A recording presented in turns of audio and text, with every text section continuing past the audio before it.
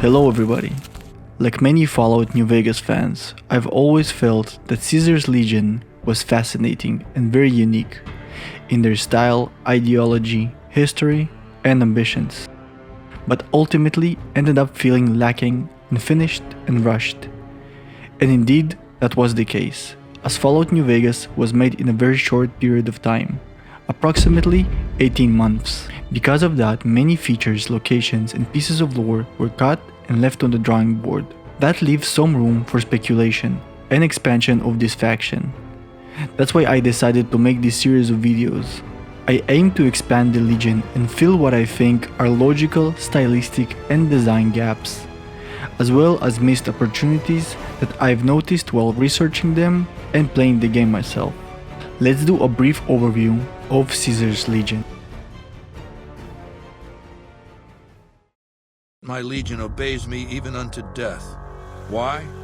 Because they live to serve the greater good, and they know of no alternatives. Caesar's Legion, also referred to as the Legion, is an imperialistic slaver society and totalitarian dictatorship founded in 2247 by Edward Caesar Sallow and Joshua Graham.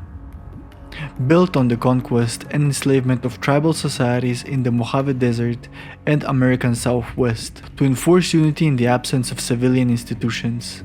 The Legion loosely models itself after the military of the Roman Empire, repurposing its language and aesthetics for the post-apocalypse. As of 2281, the Legion controls large amounts of territory east of the Colorado River, primarily in the former states of Arizona and New Mexico, with footholds in Utah and Colorado. Worshipped as the son of Mars by his followers, Caesar's ultimate goal is to conquer the new California Republic and merge its civil institutions and infrastructure with the military strength of the Legion, creating a new totalitarian empire. The Legion is first and foremost a slave army, the sole owner of which is Caesar.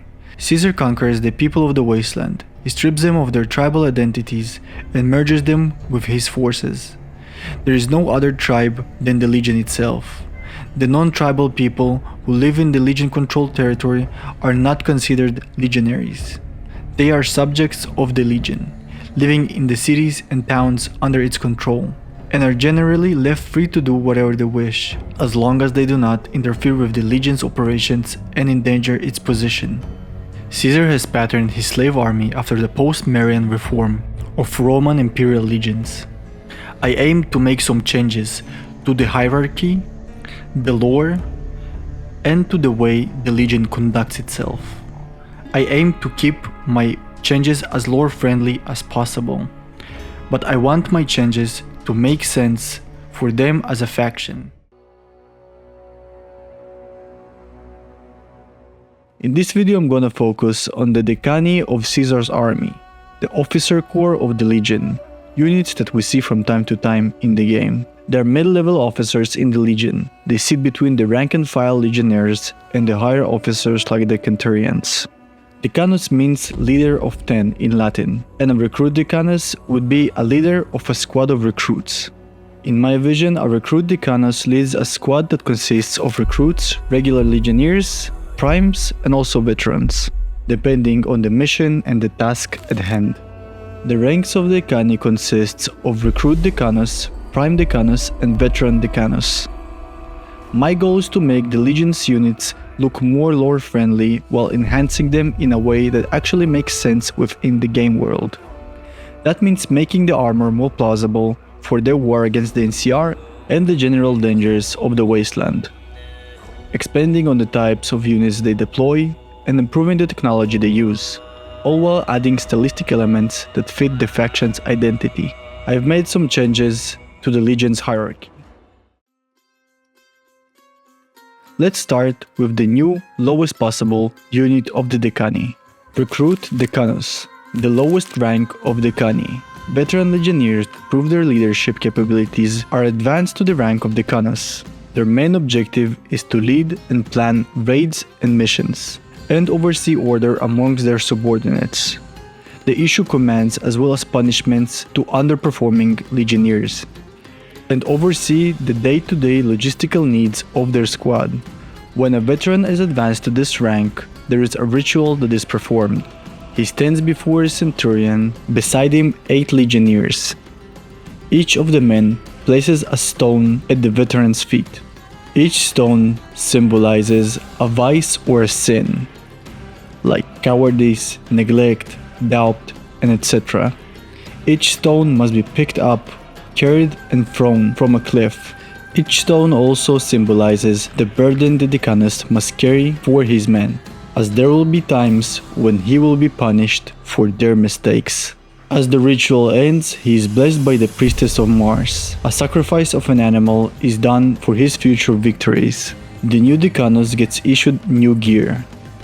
A privilege of this rank grants him more flexibility in terms of the gear and decoration he is allowed. A recruit Decanus will have a reinforced standard issue Legion helmet with additional protection over the ears. It also has metal brims and a helmet crest attached to it. A horizontal plume of feathers runs side to side across the top of his helmet. The colors of the feathers are black and brown for the recruit. The standard Legion armor is changed to enhanced Legion combat armor, with large pauldrons with copper-colored brims. The pauldron has a neck protector as well as a segmented plate under. The torso armor itself is a segmented steel armor, very durable and capable of stopping rounds and shrapnel. Under the armor, there is a layer of chainmail that protects against slashing damage. The face is covered with chainmail as well, attached to the helmet to cover more surface. The eyes and the nose are protected via a steel mask with an extended nose guard. Behind their equipment belt, there is a red cloth that is tied to the waist, serving as a rank symbol. Another symbol of rank is a gold stripe on the sleeve, as opposed to the white stripes of the regular legionnaires. Recruit Decanus may use any weapon at the Legion's disposal, as they are incredibly experienced fighters, but their main objective is to lead and not just fight. A recruit Decanus usually keeps with them a veteran legionnaire as a second in command. He is carrying for him his additional gear that the recruit may need. Part of the Decanus equipment is a leather map holder, where he stores NCR maps and intel. The Decani must learn to have basic reading skills, as the Legion majority cannot read or write. When officers of the Legion come across NCR files that contain valuable intel, they will need to know how to read, as they cannot always rely on a slave scribe to be with them on field excursions, especially. After the recruit Decanus is found fit for a promotion, he will be promoted to a Prime Decanus. There is no ceremony for this advancement in rank. A Prime Decanus is a senior squad leader, someone who has already proven himself as a Decanus and now commands multiple squads, rather than just one. Where a Decanus commands 8 men, a Prime Decanus often oversees 2 to 3 Decani, meaning roughly 16 to 24 soldiers under him, indirectly. He is not high command, but he is a significant step up from the recruit Decanus. His main tasks are to drill the Decani beneath him, enforce discipline across multiple squads, report directly to a Centurion, coordinate between small unit leaders during operations, oversees punishments, logistics, and order and maintenance at the camp. The Prime Decanus in charge manages designated supply convoys, inventory tracking, and troop rations more systematically, oversees armory stockpiles at key observation positions, ensuring squads aren't left under-equipped. Each Decanus reports shortages, captured materials, or damaged gear to the logistics officer. Primes supervise constructions of fortified camps and defensive positions, like temporary or not temporary outposts or FOBs. Essentially, in combat, they supply and reinforce the forward observation bases. They largely remain non-frontal unless a convoy or supply line is ambushed. Some officers may fight if a critical battle takes place, but their value is primarily organizational. After the legions defeated the first battle of Hoover Dam, Caesar realized that survival required change. His warriors were exceptional fighters, tough and ruthless, but they were still tribals pretending to be Romans, even if they themselves don't know that they are pretending. To win the war against the NCR, the Legion could no longer rely solely on rigid hierarchy and blind obedience. In my opinion, Caesar realized that his idea of merely copying Rome wouldn't work for long at this rate. He does not possess Rome's capabilities, manpower, and civilization that developed over hundreds of years, naturally. He enacted swift changes into tribal people's lives. They are still no more than a disciplined tribe with a bull as their banner. If the legion is going to survive and actually rival the NCR, it must become somewhat of a civilization itself. A civilization that can endure the new world and thrive in it. Caesar took another lesson from Rome and enacted a series of reforms. Units were to become more flexible in combat. Officers were given more autonomy in decision making, and literacy was encouraged among the leadership. This was a risk. The legion's culture bred cunning, ambitious men, and some could one day challenge his authority. In ancient Rome, some generals with capable armies under them attempted revolts. Some were more successful, some were less. If Caesar learned of Rome, he knew this, and accepted this necessary reality and risk, believing that capable leaders were essential if the legion was to survive and become more than a tribal army. The legion has proved that it can produce exceptional fighters and survivors. It needs also to prove that it can produce exceptional officers, men who could think, read, and command with intelligence as well as strength, ruthlessness, and cunning. Caesar's reforms were not a step towards democracy. The legion remained authoritarian, but they were a step towards civilization. A legion capable of enduring long after its leader had passed. This is what the dream of Edward Sallow must have been, in my opinion. He wasn't a fool. He knew that his death would probably set in motion the collapse of the legion. He needed to act accordingly. These privileges of flexibility were only given to the frumentari before. They had the most autonomy of any other member of the legion besides Caesar himself. I don't suggest that the officers have the same level of autonomy as the frumentari, but I suggest that they will have some level of autonomy. The Prime Decanus had largely the same equipment as the Recruit Decanus, but with noticeable differences. The Prime was equipped with a metal mask that had good protection and also was recognizable in the battlefield. The mask is a sign of rank and status among the legion. It is also a form of intimidation. The Prime could personalize his look, for example the animal fur, as you can see in the illustration. His crest had black, white, and red feathers, further making him more recognizable for the troops on the battlefield. The rank on his sleeve consisted of a golden colored pattern and a thin stripe above it. He also has strips of chainmail attached to his belt running down from his waist, and red stripes painted on parts of his armor. After some time and evaluation, primes would naturally advance to veteran status. As their name suggests, these Decani are some of the most experienced and seasoned of the legion's officers. These units have several positions they occupy. First one, these units lead specialized squads, something that will come in future videos about special units of the legion. They operate almost as special forces in a way. If the legion itself as an army is a hammer, these squads are more of a scalpel. Veterans also may work closely with a centurion and act as its second in command, as they are incredibly experienced and the centurions can rely on them as leaders. They may be given the authority to command over 40 to 80 men when delegated. Their duties are coordinating all prime decani and regular decani, relaying and interpreting orders, handling tactical decisions when the centurion is occupied, taking command if the centurion is killed or detached, essentially acting as a centurion's deputy. Veterans are fully literate post-reform, and also handle field reports, scouts, and logistics.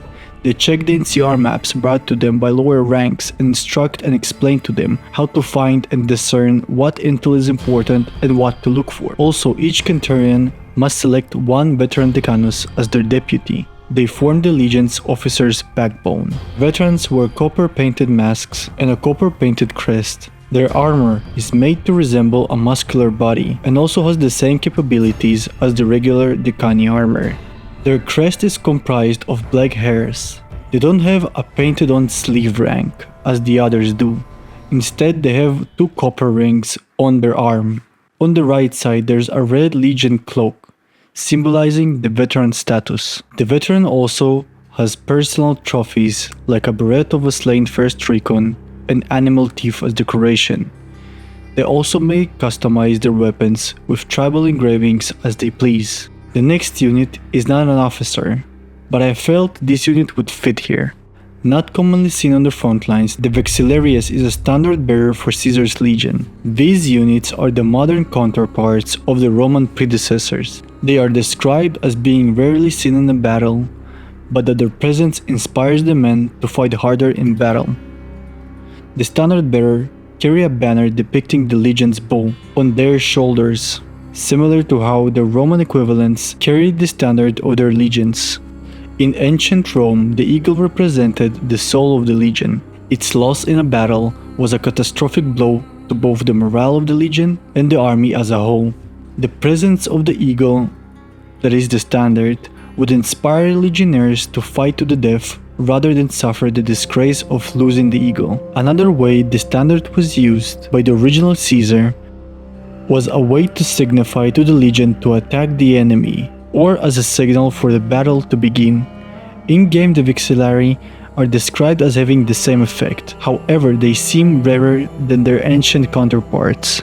I chose to place the standard bearer with the officers in this video because of his importance for the commanding units. The standard is a rallying point, a signal, and a mark of honor. Not only because of the morale they give, but also because of their use as signal givers in battle.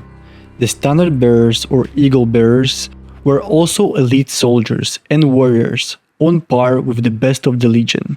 In my depiction of them, they are a bit of a berserker. They don't wear that much armor and protection, and that is part of the motivation they bring to the field, as they are dressed in the same armor as the legionnaires. Their outfit consists of the many victories of the legion. Legionnaires would give the standard bearer trophies from slain foes to add to the Vexillari appearance.